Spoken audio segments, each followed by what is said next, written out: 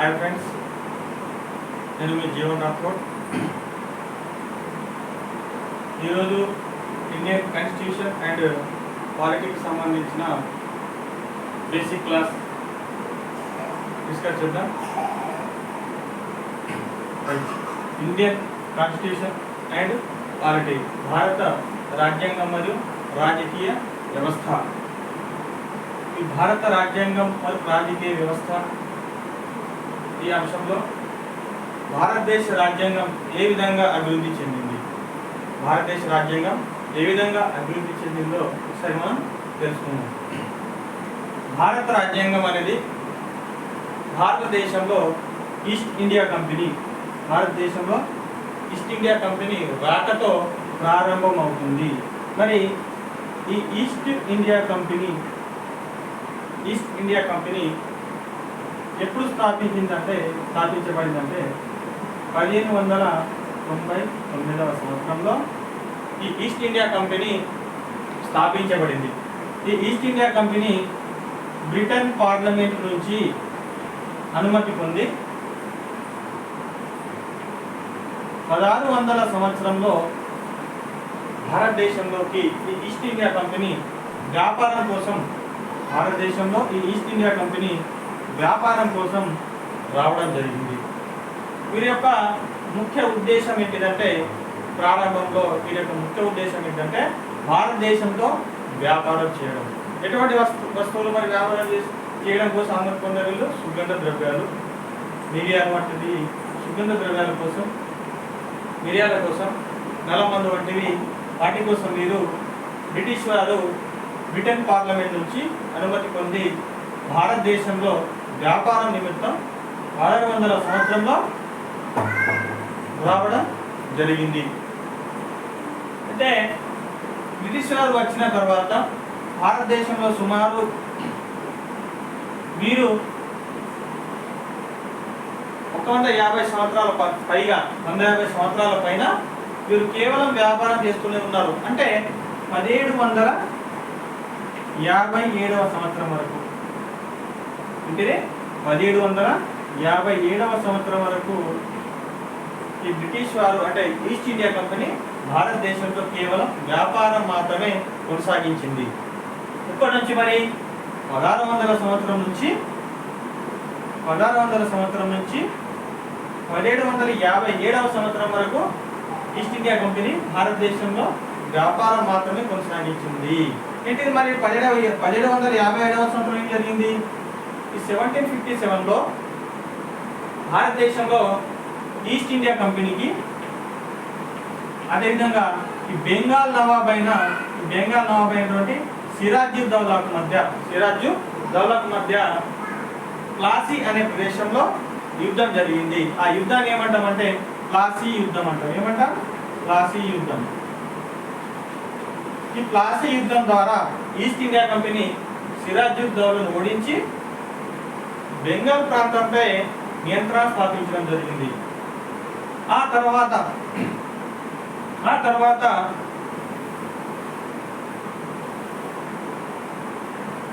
1764వ సంవత్సరంలో 1764లో బాక్సర్ యుద్ధం. ఈ బాక్సర్ యుద్ధంలో ఎవరి మధ్య జరిగింది మరి? బాక్సర్ యుద్ధము ఈస్ట్ ఇండియా కంపెనీ, అదేవిధంగా అవధ్ నవాబు, మొఘల్ ఎంపరర్, అదేవిధంగా మొఘల్ చక్రవర్తి అవధ్ నవాబు, బెంగాల్ నవాబు మధ్య మరొకసారి ఈ బాక్సర్ యుద్ధం జరుగుతుంది. ఎవరికి? ఈస్ట్ ఇండియా కంపెనీకి మరియు భారతదేశంలో ఉన్నటువంటి రాజుల మధ్య. ఈ బాక్సర్ యుద్ధంలో కూడా ఈస్ట్ ఇండియా కంపెనీ వారు అవధ్ నవాబు, బెంగాల్ నవాబు, మొఘల్ చక్రవర్తిని ఓడించి వీరు అలహాబాద్ సంధి ద్వారా, దీని ద్వారా 1765వ సంవత్సరంలో అలహాబాద్ సంధి ద్వారా వీళ్ళు బెంగాల్, బీహార్, ఒరిస్సా ప్రాంతాలపై, బెంగాల్, బీహార్, ఈ ఒరిస్సా ఈ ప్రాంతాలపైన రెవెన్యూ వసూలు చేసే అధికారం, ఏంటిది రెవెన్యూ వసూలు చేసే అధికారాన్ని బ్రిటిష్ వారు పొందారు. ఏ యుద్ధం ద్వారా? 1764 బాక్సర్ యుద్ధం. అదేవిధంగా ఆ యుద్ధానంతరం జరిగినటువంటి అలహాబాద్ ఒప్పందం ద్వారా, ఈ అలహాబాద్ సంధి ద్వారా బ్రిటిష్ వారు బెంగాల్, బీహార్, ఒరిస్సాలో పన్ను వసూలు చేసే అధికారాలు, రెవెన్యూ వసూలు చేసే అధికారాన్ని పొందారు. అంటే ఈ బ్రిటిష్ వారు భారతదేశంలో 1600 సంవత్సరం నుంచి భారతదేశంలో వస్తే 1757 సంవత్సరం వరకు వీరు కేవలం వ్యాపారం మాత్రమే కొనసాగించారు. సుమారు 157 సంవత్సరాలు. తర్వాత ప్లాసీ యుద్ధం, 1764 జరిగినటువంటి బాక్సర్ యుద్ధం ద్వారా వాళ్ళు భారతదేశంలో వ్యాపారమైనటువంటి అధికారులతో పాటు, ట్రేడ్ రైట్స్తో పాటు, వ్యాపార హక్కులతో పాటు రాజకీయ పరమైనటువంటి నియంత్రణ కూడా, అంటే రాజకీయ నియంత్రణ కూడా భారతదేశంలో వీరు స్థాపించగలిగారు. ఎవరు? East India company.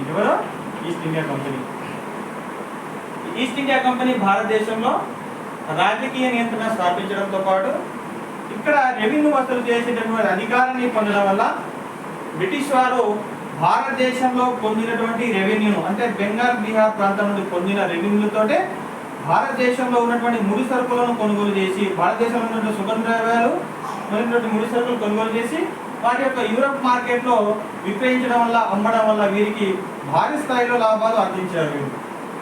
అంటే భారతదేశంలో ఉన్నటువంటి వనరులతోనే భారతీయ ముడి సరుకులు కొనుగోలు చేసి యూరప్లో వస్తువులను విక్రయించడం వల్ల భారీ స్థాయిలో వీరు ఎక్కువ మొత్తంలో లాభాన్ని పొందారు. ఇలా ఈస్ట్ ఇండియా కంపెనీలోని అధికారులు ఇలా చేయడం వల్ల వాళ్ళు ధనవంతులు, అంటే ఒక ధనవంతులు అయ్యారు. అక్కడ ఒక రిచ్, అంటే ఉన్నత వర్గం అనేది అక్కడ ఏర్పడింది. ఎక్కడ? యూరప్లో, అంటే బ్రిటన్లో. యూరప్లో ఒక నూతన వర్గం అనేది, ఒక ఉన్నత వర్గం అనేది ఏర్పడింది. అంటే అక్కడ ఏంటిది? బ్రిటన్లో ఆర్థిక అసమానత పెరిగింది. ఇక్కడ బ్రిటన్లో ఆర్థిక అసమానత అనేది పెరిగింది. ఒక నూతన వర్గం అనేది, ధనిక వర్గం అనేది ఏర్పడింది. ఎక్కడ? బ్రిటన్లో. అంటే బ్రిటన్లో ఉన్నటువంటి సామాన్య ప్రజలు, అదేవిధంగా ఉన్నత వర్గాల మధ్య ఆర్థిక అసమానత పెరగడంతో బ్రిటన్ పార్లమెంట్ వ్యతిరేకంగా ప్రజలు ఒక రకమైన ఒత్తిడి చేశారు. ఎవరిపైన? బ్రిటన్ పార్లమెంట్ పైన. ఈ ఒత్తిడి చేయడం వల్ల బ్రిటన్ పార్లమెంట్ పైన బ్రిటన్ ప్రజలు ఒత్తిడి చేయడం వల్ల ఈ ఈస్ట్ ఇండియా కంపెనీని నియంత్రించడానికి,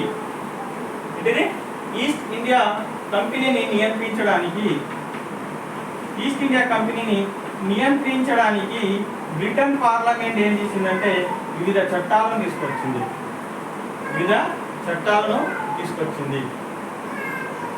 ఎందుకంటే బ్రిటన్లో ఆర్థిక అసమానత పెరగడం, వర్గ అసమానత పెరగడం, వనరుల కేంద్రీకరణ జరగడం వల్ల ప్రజల నుంచి వ్యతిరేకత మొదలైంది. ఈ వ్యతిరేకతను తగ్గించడానికి, పార్లమెంట్ పైన ఒత్తిడిని తగ్గించడానికి బ్రిటిష్ పార్లమెంట్ అనేది వివిధ చట్టాలను తీసుకువచ్చి ఈస్ట్ ఇండియా కంపెనీ యొక్క అధికారులను, ఉద్యోగులను నియంత్రించడానికి ఒక ప్రయత్నం చేశారు. అందులో భాగంగా ఈస్ట్ ఇండియా కంపెనీ నియంత్రించడానికి మొట్టమొదటిసారిగా 1773లో రెగ్యులేటింగ్ చట్టం తీసుకురావడం జరిగింది. ఏంటిది?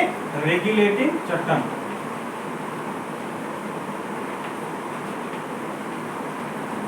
ఏ చట్టం? రెగ్యులేట్ అంటే ఏంటిది? నియంత్రణ. నియంత్రించడం. చట్టం ద్వారా బ్రిటిష్ అధికారులను, ఉద్యోగులను నియంత్రించడానికి తీసుకొచ్చినటువంటి ఒక చట్టమే, ఒక యాక్టే ఏంటిది? రెగ్యులేటింగ్ చట్టం, రెగ్యులేటింగ్ యాక్ట్. ఈ చట్టం ద్వారా ఎటువంటి ప్రతిపాదనలు ప్రొవిజన్ చేశారు? మరి ఈ చట్టం ద్వారా బెంగాల్ గవర్నర్ను గవర్నర్ జనరల్ ఆఫ్ బెంగాల్ గా మార్చడం జరిగింది. అంటే Bengal governor general of Bengal కు ఎక్కువ అధికారాలు కల్పించడం జరిగింది. అదేవిధంగా రెండవ అంశం ఏంటంటే కలకత్తాలో ఒక సుప్రీం కోర్టును ఏర్పాటు చేయడం జరిగింది. ఇంకా ప్రధాన న్యాయమూర్తి ఎవరు మరి? సర్ ఎలిజా ఇంపే. అదేవిధంగా కలకత్తాలో ఒక సుప్రీంకోర్టు ఏర్పాటు చేయడం, అదేవిధంగా బెంగాల్ గవర్నర్ను గవర్నర్ జనరల్ ఆఫ్ బెంగాల్గా ఏర్పరచడం అంటే మార్చడం. దాంతోపాటు ఈ గవర్నర్ జనరల్ ఆఫ్ బెంగాల్ను పరిపాలన సహకరించడానికి ఒక ఎగ్జిక్యూటివ్ కౌన్సిల్ ఏర్పాటు చేయడం జరిగింది. ఏంటిది? ఎగ్జిక్యూటివ్ కౌన్సిల్ అనేది ఏర్పాటు చేయడం జరిగింది. ఎందుకంటే గవర్నర్ జనరల్ యొక్క అధికారాలు పరిధి విస్తరించడం వల్ల అతనికి పరిపాలన సహకరించడానికి ఒక ఎగ్జిక్యూటివ్ కౌన్సిల్ అనేది ఏర్పాటు చేయడం జరిగింది. ఎవరికి? Governor general of Bengal. అంటే ముఖ్యమైనటువంటి ఒక రెండు ప్రతిపాదనలో ఒకటి మొదటి వచ్చేసి గవర్నర్ ఆఫ్ బెంగాల్ను గవర్నర్ జనరల్ ఆఫ్ బెంగాల్గా మార్చడం జరిగింది. అదేవిధంగా కలకత్తాలో ఒక సుప్రీంకోర్టు ఏర్పాటు చేయడం జరిగింది. అదేవిధంగా గవర్నర్ జనరల్ బెంగాల్ను పరిపాలన సహకరించడానికి ఒక ఎగ్జిక్యూటివ్ కౌన్సిల్ ఏర్పాటు చేయడం జరిగింది. ఇది బ్రిటిష్ వారు అంటే British parliament east India company అధికారులను నియంత్రించడానికి తీసుకొచ్చినటువంటి మొట్టమొదటి చట్టం ఏంటిది? Regulating act. Okay, right. తర్వాత నెక్స్ట్ ఈస్ట్ ఇండియా కంపెనీ నియంత్రించడం కోసం తీసుకొచ్చినటువంటి చట్టాలను నెక్స్ట్ క్లాస్లో డిస్కస్ చేద్దాం. Okay, right.